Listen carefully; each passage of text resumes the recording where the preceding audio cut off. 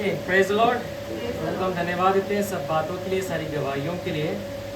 थोड़ा समय जो हमारे पास है हम प्रभु के वचन से हम देखेंगे और एक नया विषय जो है आज हम स्टार्ट करेंगे और एक नए विषय को जो है हम आज से देखना आरंभ करेंगे।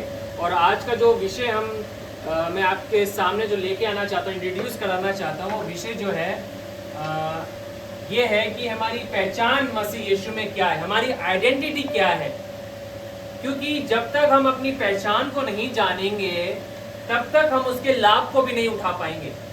हम कौन हैं, परमेश्वर ने हमारे लिए क्या किया है, प्रभु ने ऐसे क्या काम हमारे लिए कर दिए हैं, जब तक उन विषयों को हम गहराई से नहीं जानेंगे तब तक उन बातों का लाभ हम अपने जीवन में कभी भी नहीं उठाने पाएंगे। जब आराधना चल रही थी और गवाहियां दी जा रही थी, बार बार इस वाक्य को इस्तेमाल किया गया कि परमेश्वर के लोग जो हैं नाश कई बार इसलिए होते हैं क्योंकि वो ज्ञान की अज्ञानता के भाव में रहते हैं, उनको लैक ऑफ नॉलेज होती है। और जब जब प्रभु के वचन की ज्ञान की कमी होती है तो क्या होता है, शैतान उसका फायदा उठाता है। मगर जहां जहां परमेश्वर के वचन का प्रकाश जाता है वहां से अंधियारा दूर होता है और परमेश्वर का राज्य वहां पर क्या है, विस्तार रूप में बढ़ता है।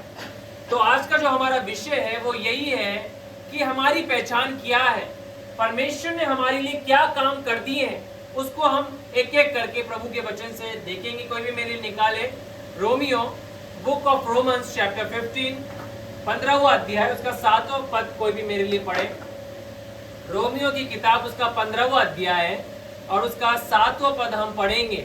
और कोई भी इसको पढ़ने में मेरी अगुवाई करे, क्योंकि हम इन बातों को जो है परमेश्वर के वचन से हम देखेंगे कि परमेश्वर ने हमारे लिए क्या किया है। क्योंकि जब हम इन बातों को गहराई से जानेंगे तो हमारे जीवन में उन बातों का लाभ हम भी क्या है देखने पाएंगे। कोई पढ़े 15 का 7। इसलिए एक दूसरे को ग्रहण करो जैसा मसीह ने भी हमें परमेश्वर की महिमा के लिए ग्रहण किया। इसलिए जैसा मसीह ने परमेश्वर की महिमा के लिए तुम्हें ग्रहण किया है वैसा ही तुम भी एक दूसरे को क्या करो, ग्रहण करो। पहली बात जो हम देखेंगे कि परमेश्वर ने हमारे को क्या किया है, हमारे को ग्रहण परमेश्वर ने किया है। अगर आप रोमियो की किताब ही पढ़ेंगे, कोई पढ़े, उसका 3रा अध्याय निकाले, उसका 23वां पद पढ़े, क्योंकि हम डिटेलिंग में जाएंगे। और ये पद जो है हम संडे स्कूल से सीखते हुए आए हैं और हमने से संडे स्कूल से सीखा है इन पदों को। कोई पढ़े रोमियो। बहुत ही पॉपुलर वर्स है, इसलिए कि सबने पाप किया है और परमेश्वर की महिमा से नहीं। क्योंकि सबने, इसलिए सबने पाप किया है और क्या हो गए, परमेश्वर की महिमा से वे रहित हो गए हैं। तो परमेश्वर यहाँ पर इसके अपोजिट में परमेश्वर क्या कह रहा है रोमियो 15 के 7 में कि हम कौन लोग हैं, हम ग्रहण किए हुए लोग हैं, हम एक्सेप्टेड किए हुए लोग हैं। और किसके द्वारा हमें प्रभु ने ग्रहण किया है, अपने एक लौते बेटे प्रभु यीशु मसीह के द्वारा। कई बार हमारे जीवन में ये बातें आती हैं और शैतान कई बार इन नकारात्मक विचारों को हमारे अंदर लेके आता है कि हम त्यागे हुए लोग हैं, हम निग्लेक्टेड लोग हैं, हमें लोगों ने त्याग दिया है और एक अकेलेपन का अभाव जो है जीवन में आ जाता है कई बार। मगर प्रभु अपने वचन के द्वारा क्या हमें सिखाना चाहता है कि तुम कौन लोग हो, तुम मेरे ग्रहण किए हुए लोग हो। बोले मैं ग्रहण किया हुआ एक व्यक्ति हूँ, एक जन हूँ। आप एक ग्रहण किए हुए लोग हैं, परमेश्वर ने आपको एक्सेप्ट किया है। और जब परमेश्वर ने आपको एक्सेप्ट किया है, आपको जरूरत नहीं है कि किसी और व्यक्ति की अप्रूवल आपको मिले। जब हम इस सत्य को जान लेंगे, इस गहराई को जान लेंगे कि परमेश्वर ने इसने आकाश और पृथ्वी को बनाया, मुझे ग्रहण किया है, मुझे एक्सेप्ट किया है, तो मुझे और बातों की चिंता नहीं है। क्योंकि परमेश्वर ने मुझे एक्सेप्ट किया है, परमेश्वर ने मुझे ग्रहण कर लिया है, मुझे अपना बना लिया है। और जब प्रभु ने मुझे अपना बना लिया है तो लोग मुझे अपना बनाए या ना बनाए, लोग मेरी सहायता करे या ना करे, लोग मुझे निग्लेक्ट कर दे, मुझे उससे कोई परवाह नहीं है। क्योंकि मैं किसके द्वारा ग्रहण किया हुआ हूँ, परमेश्वर के द्वारा ग्रहण किए हुए आप लोग हैं। अगर आज इस भाव में अपने जीवन को जी रहे हैं, कई बार हम जब परमेश्वर में बढ़ते हैं, हम क्या करते हैं, विरोधों का सामना करते हैं, और कई बार हमें इस बात का अभाव होता है, इस बात के विचार हमारे अंदर आते हैं कि यार लोगों ने मुझे त्याग दिया है, लोगों ने मुझे क्या है, ग्रहण नहीं किया, निग्लेक्ट मुझे कर दिया। और एक कई बार लोगों के जीवन में ये पड़ाव आता है, आप कितने अच्छे पोजीशन में पहुंच जाएं, मगर जिस दिन आप उस पोजीशन से हटेंगे तो क्या होगा, लोग ऑटोमेटिकली आपसे क्या है, दूरियां बना लेंगे। बिल्कुल सही, क्या होगा, डिस्टेंस क्रिएट हो जाएगा। मैं कल एक जन के बारे में सुन रहा था, और उन व्यक्ति के बारे में जब मैं सुन रहा था तो मैंने इस बात को, वचन को जब मैं तैयारी कर रहा था, तो उसके बाद में एक जन की गवाही को मैंने सुनी, और वो व्यक्ति गवाही को दे रहा था, और वो बता रहा था कि वो एक लड़के के बारे में उसने सुना, और वो बेंगलोर के अंदर जो एक अच्छी पोस्ट के ऊपर अच्छी जॉब उसे मिली, और उसकी सैलरी जो थी, ये रिसेंटली कुछ समय पहले की गवाही है, कुछ साल पहले की, और उसकी 90 लाख पर एनम उसकी सैलरी थी। 90 लाख रुपीस वो सालाना कमाता था, 90 लाख रुपए बेंगलोर के अंदर। उसे किसी बात की कमी घटी नहीं, अच्छी जगह वो काम कर रहा है, सब उसे घर मिला गया, महल कैसा घर मिला गया, एक कार उसे दी गई, उसके अंडर में सैकड़ों लोग उसके अंडर में हैं, सब बातें उसके अधीनता के अंदर है, बहुत पैसा कमा रहा है, ट्रैवल कर रहा है, एक हफ्ते इंडिया में है तो दूसरे हफ्ते यूएसए के अंदर है, तो तीसरे हफ्ते वो दुबई के अंदर है, चौथे हफ्ते जो वो मलेशिया के अंदर है। तो कई सालों तक वो मंथ तक वो क्या है, ट्रैवल करता रहा। एक समय उसके जीवन के अंदर आया, एक ऐसा क्षण उसके जीवन में आया कि वो फेंट होकर गिर गया, बेहोश हो गया वे।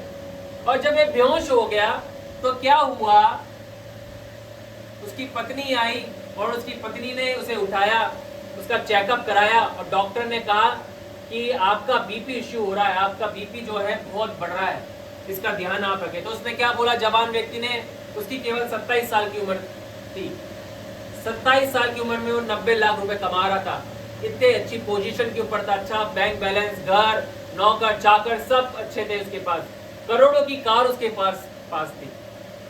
मगर जब जैसे वो फेंट होके गिरा, बेहोश जब हो गया, डॉक्टर ने बोला आपका बीपी बढ़ रहा है, इसका ध्यान रखो। उसने कहा मैं अपने जो जिम का जो ट्रेनर है उसको 30,000 रुपए देता हूँ महीने के, और जो मेरी मंथली जो जिम की जो वैल्यू है वो क्या है, 50,000 है। मैं कैसे इंडिया के हाईली प्रोफाइल जिम के अंदर जाता हूँ, जो महीने के मैं 50,000 रुपए उसमें जिम में जाने के देता हूँ, और उसके अलावा 30,000 रुपए अपने ट्रेनर को देता हूँ, मैं बीमार नहीं पड़ सकता। मगर कुछ समय बाद वो वापस से नौकरी गया, एक समय आया वो बेहोश हो गया, फिर वो उठा नहीं। उसकी बीवी को बड़ा चिंता हुई, उसकी बीवी से उठा के, उसकी वाइफ से उठा के अस्पताल में लेके गई, और अस्पताल में डॉक्टर ने बोला इन्हें पैरालाइज अटैक आ गया, इनका बीपी बहुत शूट हो गया। उस समय उनकी एज 29 थी, और कुछ दिन तो बॉस आए, क्योंकि वो पूरा बिजनेस व्यक्ति उस कंपनी के लिए लेके आता था। अगर उसे 1 करोड़ सैलरी दे रहे हैं तो सालों उसकी 1 करोड़ के ऊपर सैलरी होगी थी। जब उसे 1 करोड़ की सैलरी दे रहे हैं तो 25-30 करोड़ वो बिजनेस ला के देता था कंपनी को। और कंपनी का बॉस भागे भागे आया पहले दिन, और जब उसने देखा पैरालाइज आ गया, पता नहीं कब उठेगा, क्या नहीं होगा पता नहीं, मेरे को तो मेरी कंपनी रन करनी है। कुछ दिनों बाद उसने क्या किया, दूसरे व्यक्ति को हायर कर लिया 40 लाख रुपए। तो बॉस तो दूर हो गया 2 दिन बाद। तीसरे दिन बाद क्या हुआ, उसके ऑफिस के कुछ कलीग्स आने लगे धीरे धीरे मिलने के लिए आए। 4-5 दिन तक ये दिन चला, छठे दिन से उन्होंने भी आना बंद कर दिया। दोस्तों को पता लगा, रिश्तेदारों को पता लगा, 4-5 दिन वो आए मिलने के लिए, 11वें-12वें दिन से वो भी आना बंद हो गए, किसी के पास समय नहीं। 2 हफ्ते बाद वो और उसकी पत्नी ही थे वहाँ पर, और डॉक्टर ने आके बोला आपने वैल्यू नहीं जानी, जब आपको रेस्ट करने के लिए कहा गया था आपने क्या है, अपनी हेल्थ पे ध्यान नहीं दिया। आप तो भाग रहे थे पैसा कमाने के, इधर से उधर, उधर से इधर, इधर से उधर। तब उसके जीवन में एक विचार आया। क्या आया, अरे मैं नेग्लेक्ट हो गया, सब ने मुझे क्या कर लिया, निगलेक्ट कर दिया, दूरी बना ली, है ना। ऐसा होता है। जब मैं खुद रेलवे में काम करता था तो एक अच्छी रेपुटेशन के साथ काम करता था, बट जब मैंने जॉब छोड़ी, जब आया तो हालांकि आज भी कोई मेरे क्लोज फ्रेंड है, वो कभी कभी मुझे कॉल कर लेते हैं, बट एक दूरियां आ जाती है। और ये ऑब्वियस सी बात है, वो अपनी जगह को छोड़ के आएंगे तो एक समय तक आपको याद किया जाएगा, मगर एक समय आएगा लोग आपसे दूरियां बना लेंगे। और ये दूरियां क्या होती, इस बात को हमारे जीवन में लेके आती है कि हम क्या हैं, त्याग दिए गए हैं, हम निगलेक्ट किए गए हैं। मगर आज परमेश्वर का वचन हमें क्या कह रहा है, तुम त्यागे हुए लोग नहीं हो। संसार तुम्हें त्याग सकता है, संसार तुम्हारा फायदा उठा सकता है, मगर क्या है प्रभु के वचन में सच्चाई। प्रभु कह रहा है मैं तुम्हें कभी नहीं छोड़ूंगा, मैं तुम्हें कभी भी क्या है नहीं त्यागूंगा, मैंने तुम्हें ग्रहण कर लिया है। और जब परमेश्वर ग्रहण करता है तो उसका यह वायदा है कि वो कभी भी नहीं त्यागेगा। आज इस वचन को ग्रहण करें कि परमेश्वर के वचन में दिया गया है कि प्रभु ने हमें एक्सेप्ट कर लिया है, प्रभु ने हमें ग्रहण कर लिया है। चाहे आज आप कैसी बातों का सामना कर रहे हो, चुनौतियों का सामना कर रहे हो, पहाड़ जैसी मुसीबतों को आप देख रहे हो, प्रभु का वायदा बार बार आपके कानों में लौट के आएगा उसके वचन के द्वारा। वो कहता है कि तुम क्या हो, ग्रहण किए हुए लोग हो। एक और वचन पढ़े, कोई भी जल्दी से निकाले, बहुत सारे वचन है। लूका यूहन्ना की इंजील 15 अध्याय का 16 पद कोई पढ़े। ना केवल आप ग्रहण किए हुए लोग हो, प्रभु ने आपको ग्रहण किया है, मगर यहाँ पे उससे और ऊंची बात लिखी हुई है, आगे की बात लिखी हुई है। हाँ हाँ,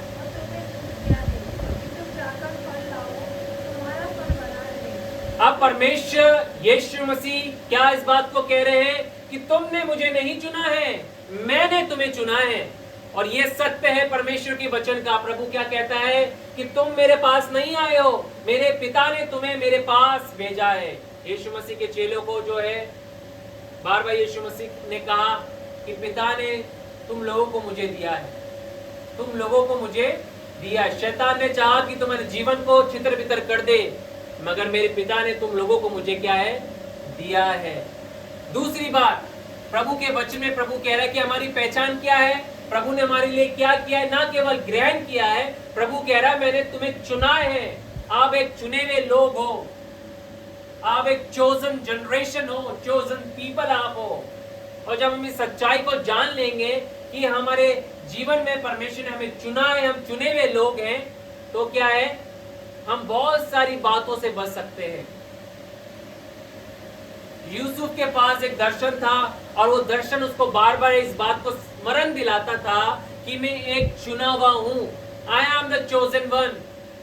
और जब वो चोजन वन था और ये चोजन वन की ये मानसिकता उसके अंदर थी, और ये मानसिकता अगर आपके अंदर, हमारे मेरे अंदर रहेगी तो क्या होगा, हम बहुत सारी मुसीबत से बच सकते हैं। आप सोचेंगे कैसे बच जाएंगे, मैं आपको बताता हूँ कैसे बचेंगे। जब आप इस सच्चाई को ग्रहण करके जिएंगे प्रतिदिन कि आप चुने हुए हैं, तो आपके पास चुनाव होगा। किस बात का चुनाव होगा, या तो संसार में रह के अपने उस दर्शन को पूरा आप करें, परमेश्वर को प्रसन्न करें, या संसार में रहते हुए आप क्या हैं, शैतान को खुश करें, शैतानी बातों को अपना लें, या संसारिक बातों में अपने जीवन में लिप्त हो जाएं। यूसुफ के पास क्या चुनाव था, पोतीफार के घर में जब वो था, उसकी पत्नी ने उसे ऑफर किया पोतीफार की, बट वो क्या था, उसके अंदर एक मानसिकता थी कि I am the chosen one, मैं एक चुना हुआ हूं, मेरे पास एक दर्शन है, मेरे पास एक विजन है, परमेश्वर ने मुझे मेरे भाइयों के मध्य में से मुझे खड़ा किया है और कसौटी पे कसा है कि उसके द्वारा मेरे परिवार में एक महान काम हो, मेरी जनरेशन में परमेश्वर इब्राहिम की प्रतिज्ञा को पूरा करके दिखाएगा। उसके पास एक परमेश्वर की बुलाहट थी, उसके पास एक चुनाव परमेश्वर ने उसे दिया था कि एक तू चुना हुआ व्यक्ति है, मैंने तुझे चुन रखा है।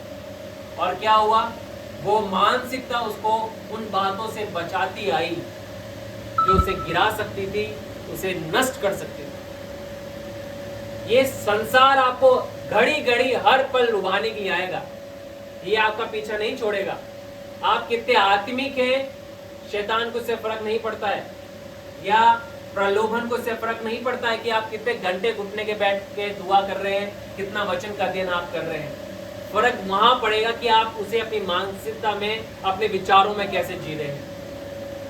जब आपके जीवन में जहन में ये बातें होंगी कि मैं चुना हुआ हूं, आई एम द चोजन वन, आप उन बातों को करने से बचेंगे, अपने आप को रोकेंगे।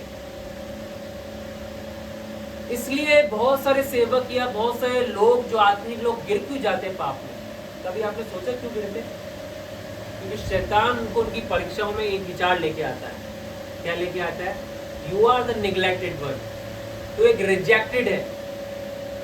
वो नकारात्मक की भावना हमारे अंदर लेके आते, अरे यार हम तो यूज करे गए लोगों के द्वारा, लोगों ने तो हमारा फायदा उठा लिया, परमेश्वर सबने हमारे को त्याग दिया, अगर मैं चुना हुआ होता तो मेरे साथ ऐसा नहीं होता।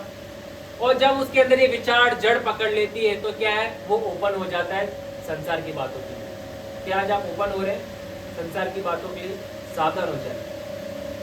ये एक ऐसा समय है जो आज संसार में बहुत सारे लोगों के जीवन में प्रहार हो रहा है। मैंने कल एक संदेश YouTube के ऊपर डाला, परमेश्वर ने एक टाइटल मुझे दिया कि ये टाइटल से तू डाल। मैं प्रार्थना कर रहा था और जैसे मैंने उस टाइटल से डाला तो कुछ ही समय के अंदर, कुछ ही घंटों के अंदर ना उसके व्यूज बहुत सारे आ गए।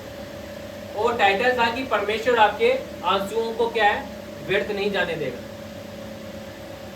और जैसे मैंने प्रार्थना करके इसको डाला था, ये टाइटल के साथ डाला, तो एकदम से बहुत सारे लोगों ने क्या है उसके ऊपर क्लिक किया, लोगों ने संदेश को सुना।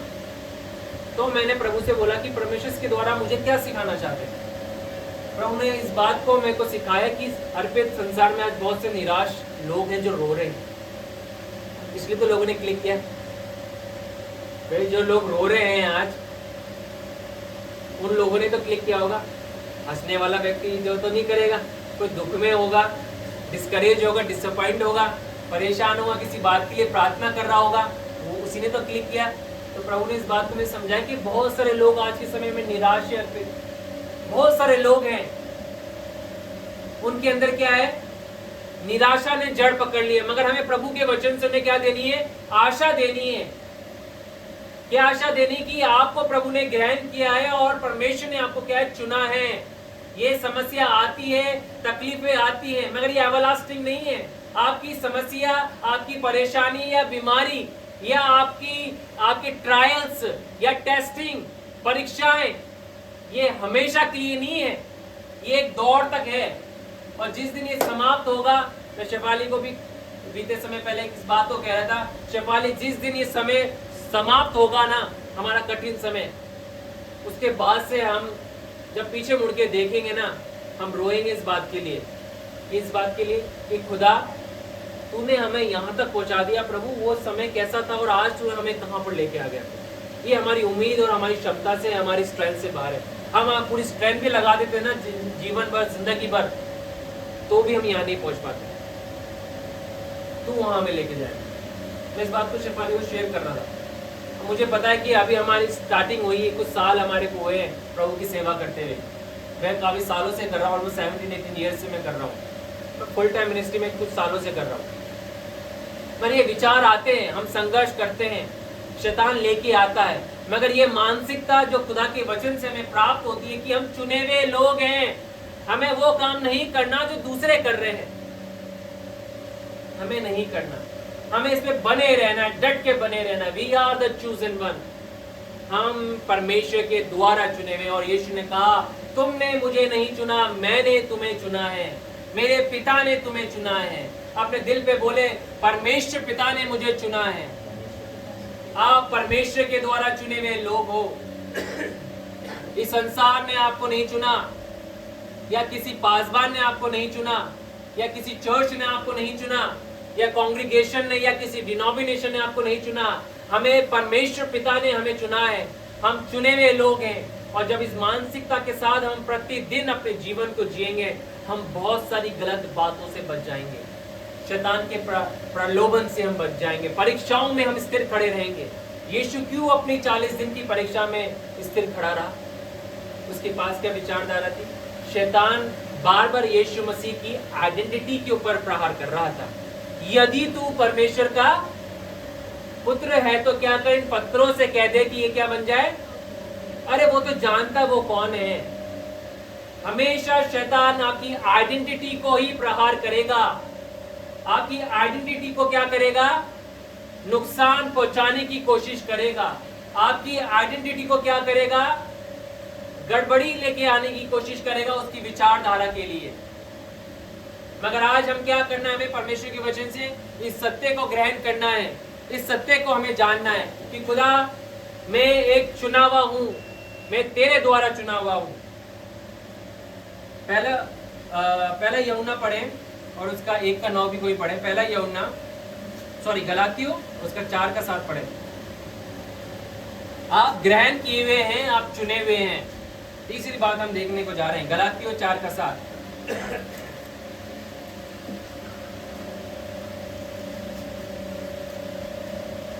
कि तू अब दास नहीं परंतु पुत्र है, और जब पुत्र हुआ तो संसार के द्वारा वारिस हुआ। इसलिए कि तू अब दास नहीं परंतु पुत्र है, और जब तू पुत्र हुआ तो परमेश्वर के द्वारा वारिस भी हुआ।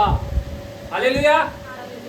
आप ग्रहण किए हुए हैं, आप चुने हुए हैं, और आप क्या हैं, आपको परमेश्वर ने क्या करा है, आजादी दी है। परमेश्वर ने आपको वारिस परमेश्वर ने ठहराया है। सोचिए इस बात को कि जब हम परमेश्वर के पास जाएंगे और परमेश्वर ने बोला कि बेटा मैंने तो तेरे लिए इतनी बातें रखी थी, मैं हमेशा इस बात को सोचता हूँ, इमेजिन करता हूँ इन बातों को, और प्रभु बोले अपना पिटारा खोल के बोले कि मैंने तो तेरे लिए ये बातें रखी थी, तू तो इन्हीं बातों को लेके बैठा रहा, मैंने तेरे लिए तो इतना कुछ करके रखा था, और हम बोले खुदा हमने इसमें तो 1% भी नहीं ले पाए। प्रभु ने आपके लिए बहुत कुछ किया है, मेरे लिए बहुत कुछ करके रखा है। हम वारिस हैं, किसके वारिस हैं हम, परमेश्वर की आशीष होगी। हालेलुया। उन स्वर्गीय स्थानों में सारी आत्मिक आशीषें जो स्टोर करके रखी है, उन तमाम आशीषों के आप और मैं क्या है, हकदार है, वारिस है हम। उसमें से कुछ परसेंट के वारिस नहीं है हम। जैसे आज के संसारिक माँ बाप जो होते हैं कुछ परसेंट लिख देते हैं, यार 50% बेटे की और 50% बेटी की मैं कर देता हूँ, है ना, या इसका मैं इतना कर देता हूँ या उसका इतना कर देता हूँ। मगर हमारे पिता ने कैसी वसीयत तैयार करके रखी है पता है, कैसी उसने हमारे लिए सब बातों को ठहरा के रखा है। उसने कहा हर एक के लिए मैंने 100% रखा है। हालेलुया। हर एक के लिए 100% है परमेश्वर के राज्य में। ऐसा नहीं है कि रेनाल्ड बोंके जो प्रभु के अभिषेक दास हुए उनके लिए केवल 100% था, आपके लिए 10% है। उनके लिए भी 100 है और आपके लिए भी 100% परमेश्वर ने रखा है। कैथरीन कुलमैन जो प्रभु की महान सेविका हुई, या आज के समय में हम देख सकते हैं वर्तमान में जॉयस मेयर, जो परमेश्वर ने आत्मिक आशीषें स्वर्गीय स्थानों में उनके लिए रखी हैं, वही आशीषें आपके लिए भी रखी हैं। हालेलुया। आप किसी से कम नहीं है। बोले मैं किसी से कम नहीं हूँ। प्रभु ने किसी से कम नहीं ठहराया आपको। प्रभु ने क्या है, वारिस ठहराया है आपको। आजादी परमेश्वर ने आपको दी है, मुझे दी है। मगर हम क्या करते हैं, अपनी पहचान को हम जान नहीं पा रहे। और जैसे जैसे हम अपनी पहचान के विषय में हम जानेंगे कि हम कौन हैं, प्रभु ने हमारे लिए क्या किया है, हम उसके क्या लाभ उठाने लगेंगे। अन्य जाति बहुत जल्दी से लाभ उठा रहे हैं। आपको पता है आज के समय में जो अन्य जातियों से विश्वास में आ रहे हैं, क्यों? क्योंकि तुरंत विश्वास कर रहे हैं। हम लॉजिकल हो गए, हम जनरेशन क्रिश्चियन जो है, मसीह जो लोग हैं, हम लॉजिकल क्रिश्चियन हो गए। और जहां जहां हम लॉजिक्स को लेके आएंगे, क्या होगा, हमारा लॉजिक क्या है, डाउट को पैदा करेगा। क्या लेके आएगा? डाउट को लेके आएगा। मगर यीशु मसीह ने क्या कहा, हमें किसके समान आना है प्रभु के राज्य में? एक बच्चे के समान हमें आना है। बच्चे का विश्वास कैसा होता है? वो लॉजिक नहीं लगाता है, वो केवल मांगता है, वो विश्वास करता है। हमें ऐसा ही करना है। प्रभु तूने हमारे लिए सारी बातें हमारे लिए ठहराई हैं। प्रभु सब बातों को तूने हमारे लिए कर दिया है, तो क्यों हम लैक के अंदर अपने जीवन को जिए प्रभु जी? क्यों हम अपने जीवन को कमी में जिए प्रभु? मैं प्रतिदिन चलते फिरते इसी बात को मैं घोषणा करता हूँ, खुदा मैं कमी में चलने के लिए नहीं बुलाया गया हूँ। हर दिन मैं ये बोलता हूँ, चाहे मैं कमी को देख रहा हूँ फिर भी मैं इस बात को बोलता हूँ, खुदा ये बातें मेरे लिए नहीं है प्रभु, मेरी बातें वो है जो तूने अपने वचन में दी है प्रभु, कि हम आशीष के वारिस हैं। इब्राहिम की सारी आशीषें मसीह यीशु में हम तक ऑलरेडी क्या है, गलातियों में ही लिखा हुआ है, हमें मिल चुकी है, मिलेंगी नहीं। वो क्या है, ऑलरेडी हमारे लिए हो गई हैं। हमें जानना है हमारी पहचान को, हमें जानना है हमारी आइडेंटिटी को, क्योंकि जब हम जानेंगे हम उसका लाभ उठाने पाएंगे। ना केवल आप ग्रहण किए हुए हैं, ना केवल आप चुने हुए हैं, मगर आप क्या हैं, परमेश्वर के द्वारा आजाद किए हुए हैं और प्रभु की वारिस हैं आप उन बातों के लिए जो प्रभु ने अपने वचन में दी। वारिस हैं आप, तो वारिस हैं। जो बातें प्रभु ने हमारे लिए ठहराई हैं, हम कहां से जानेंगे क्या प्रभु ने हमारे लिए किया? इससे जानेंगे। जब हम प्रभु के वचन को पढ़ेंगे या प्रभु के संदेशों को सुनेंगे और वचन की ओर जाएंगे, तो हम क्या रूबरू होंगे हमारी आइडेंटिटी से। खुदा तूने मेरे लिए ये कर दिया है परमेश्वर, तूने मुझे ये ठहरा दिया है परमेश्वर। कोई भी निकाले पहला यूहन्ना 1 अध्याय उसका 19वां पद, कोई 9वां पद कोई पढ़े।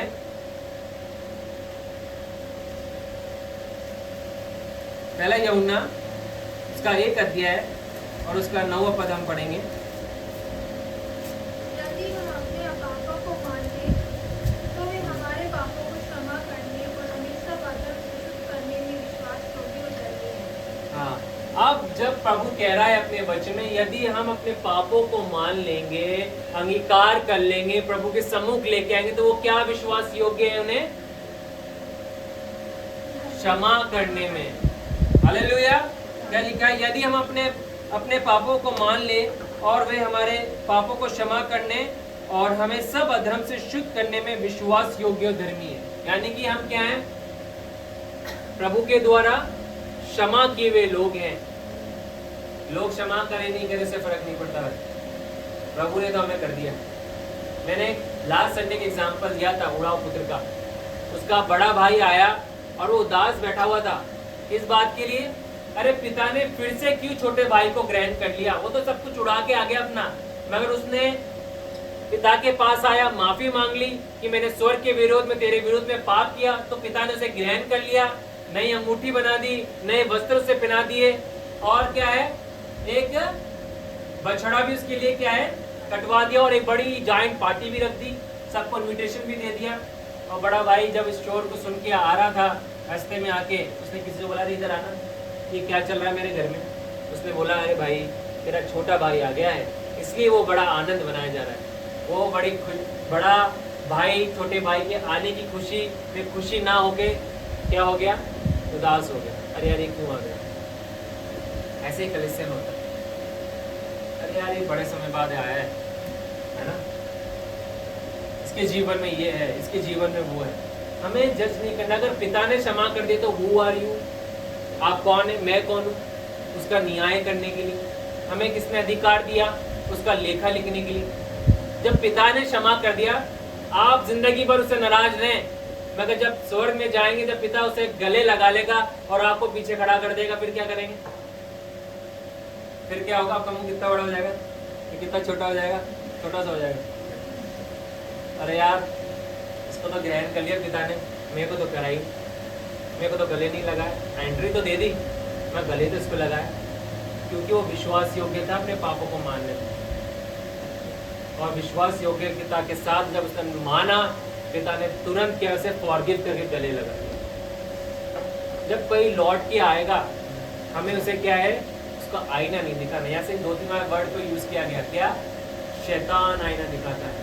हमें शैतान नहीं बनना, इसके एजेंट नहीं बनना। हमें किसका एजेंट बनना है? धार्मिकता का एजेंट। हालेलुया। परमेश्वर का एजेंट हमें बनना है। हमें शैतान का एजेंट नहीं बनना, चोगे के वस्त्र में पहन के कि हम लोगों को गिरा दे। हम गिराने के लिए नहीं बने, हम किस लिए बने हैं? उठाने के लिए बने हैं। हालेलुया। हम उठाने के लिए बने हैं। किनको? जो गिर गए हैं। प्रभु यीशु मसीह किसके पास गया? धार्मिक अगुओं के पास गया, सदुकी फरूसी के पास गया, क्योंकि वो इस बात को मानते ही नहीं थे कि उनके जीवन में कोई कमी है। तो यीशु मसीह जानते थे इनको तो जरूरत ही नहीं वचन की, मैं इनके पास नहीं जाऊंगा, ये वचन का आदर ही नहीं करेंगे, ये वचन की गहराई को नहीं समझ पा रहे। क्या सबने पाप किया, सबको पुत्र की जरूरत है, इनको तो जरूरत ही नहीं है मेरी। यीशु मसीह किसके पास गया? चुंगी लेने वालों के पास गया, व्यभिचारियों के पास गया, है ना, जो टैक्स कलेक्टर थे उनके पास गया, है ना, जो मछुआरे थे उनके पास गया, आम जनताओं के पास गया, जो अपने आप को मानती थी कि हम तुच्छ लोग हैं, वो व्यक्ति जो मंदिर में प्रार्थना कर रहा था, वो कह रहा था खुदा मैं इसके समान तो नहीं हूं, मैं तो उपवास रखता हूं, मगर किसकी प्रार्थना अंत में ग्रहण की गई? उस व्यक्ति की जो अपने आप को कमजोर समझ रहा था। तो हमें परमेश्वर का एजेंट बनना है। हमें वचन को घोड़े के समान इस्तेमाल करके लोगों को गिराना नहीं है। प्रभु इस मैच्योरिटी मुझे लगे, अर्पित मैंने तुझे इसलिए नहीं चुना कि तू लोगों को गिराए। ये वचन तुझे प्रचार करना है, प्रेम के साथ करें। ये वचन क्या है? करंट के समान है। क्या है करंट? अगर ये बिजली अभी चल रही, लाइट चल रही है, अगर बिना प्लास्टिक की कोटिंग चढ़े हुए इसको आप पकड़ लेंगे तो शॉक लग जाएगा। लगेगा नहीं लगेगा? लगेगा। किसी को लगा आज तक शॉक? झटका थोड़ा बहुत तो लगा ही होगा, मेरे को तो खूब बार लगा। क्यों लगा? क्योंकि हमने केयरफुली उस काम को नहीं किया। ऐसा ही है, वचन को अगर केयरफुली आप नहीं बोलोगे, सामने वाला व्यक्ति झटका खा जाएगा। हमें वचन की तो क्या है, जो सच्चाई है, उस सच्चाई को प्रेम के साथ। इसलिए तो प्रभु के लिए, यीशु मसीह के लिए क्या लिखा गया कि वो अनुग्रह और सच्चाई के द्वारा संसार में आया। यूहन्ना की इंजील में लिखा है, He came with the truth and the grace। वो अनुग्रह के साथ भी आया और सच्चाई के साथ भी आया। वो करंट दौड़ रहा था, मगर वो प्लास्टिक की कोटिंग के साथ आया। वो शॉक देने के लिए नहीं आया। मगर हम क्या कर रहे हैं आज? लोगों को शॉक दे रहे हैं। हमें शॉक नहीं देना। जितना प्रभु आपसे प्रेम करते हैं, उतना ही प्रभु उससे भी प्रेम करता है। हालेलुया। आज ज्यादा इस विषय में हम नहीं जा पाएंगे क्योंकि समय हो गया है। आने वाले संडे को उसको कंटिन्यू करेंगे कि हमारी पहचान क्या है, प्रभु ने आपके लिए और मेरे लिए क्या कर दिया है। तो आज 4 बातें हमने सीखी। पहली बात क्या सीखी? आप क्या हैं? ग्रहण किए हुए लोग हैं। आपको लग रहा है मैं रिजेक्टेड हूँ, कोई बात नहीं, मगर प्रभु के वचन से इस बात को अपनाएं। खुदा तूने मुझे ग्रहण कर लिया। दूसरी बात, तूने मुझे चुन रखा है प्रभु जी। और ये चुननेपन की जो मानसिकता है कि खुदा आई एम द चूजन वन, ये आपको आपकी परीक्षा में स्थिर आपको करके रखेगी, बनाए रखेगी। तमाम उन बातों में जहां आप गिर सकते हैं, ये विचारधारा आपको क्या है? संभाले रहेगी। नहीं, मैं इसलिए नहीं आया उन कामों करने के लिए। क्या है? मैं खुदा का चुनावा हूं। आपके सारे सैक्रिफाइसेस जो आप करते हुए आए हैं, वो एक क्षण में नष्ट हो सकते हैं। आपकी संपूर्ण गवाही जो आपने कमाई है, वो एक क्षण में नष्ट हो सकती है अगर आप इस मानसिकता को हटा देंगे कि I am the chosen one. Yeshu Masih चुना हुआ परमेश्वर का इकलौता बेटा है, और जब इस संसार में आया उस बात को जानता था मैं क्यों आया। उसका भोजन वचन में लिखा, वो कहता था मेरा भोजन पिता की इच्छा को पूरा करना। वो जानता था अपने मकसद को। अगर हम इस मानसिकता के साथ जी रहे हैं, हम कठिन से कठिन परीक्षाओं को पार करके महिमा के स्थानों में प्रवेश कर जाएंगे। हालेलुया। और तीसरी बात क्या है? प्रभु ने आपको क्या आजाद करके वारिस ठहराया है। आप वारिस है परमेश्वर की इन बातों की। इसको हम और आने वाले समय में गहराई से देखेंगे। और चौथी बात क्या सीखी हमने? लास्ट क्या देखी? आप क्या किए हुए हैं? माफ करे हुए लोग हैं। हम सब क्या हैं?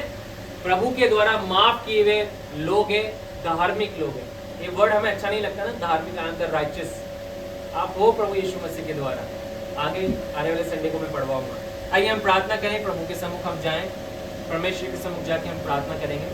प्रभु जी, हम आपका धन्यवाद करते हैं, हम आपकी स्तुति प्रशंसा, हम आपकी बड़ाई करते हैं। खुदा, आज हमने आपके वचन से इस बात को सीखा, जाना, और गवाहियों के द्वारा प्रभु हमने इस बात को पहचाना प्रभु जी कि आप महान जीवित परमेश्वर प्रभु जी, और आपकी आके प्रभु धर्मियों की प्रार्थना की और नित्य लगी रहती है प्रभु जी।